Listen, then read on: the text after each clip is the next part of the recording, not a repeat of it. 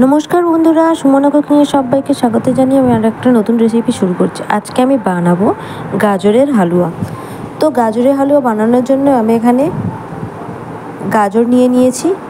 তো এখানে গাজরটাকে আমি গ্রেট করে নেব, গ্রেটারের সাহায্যে ভালো করে আমি গ্রেট করে নেব গাজরটাকে।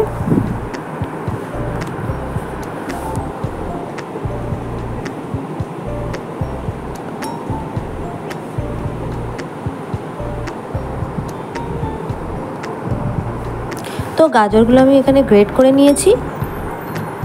এখানে আমি 3টে গাজর গ্রেট করে নিয়েছি। এবার আমি এখানে কড়াই নেব, নিয়ে কড়াই গরম হওয়ার পরে আমি এখানে ঘি দিয়ে দেব।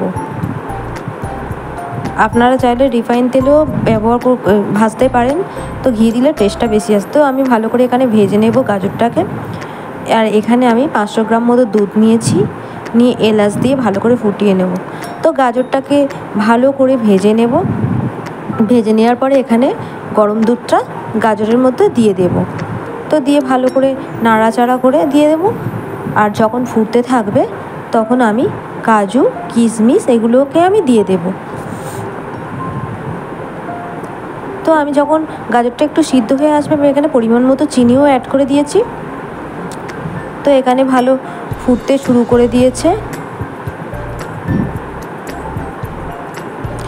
আপনারা এরকমভাবে অবশ্যই বানিয়ে দেখবেন, তো খুবই ভালো লাগবে রেসিপিতে।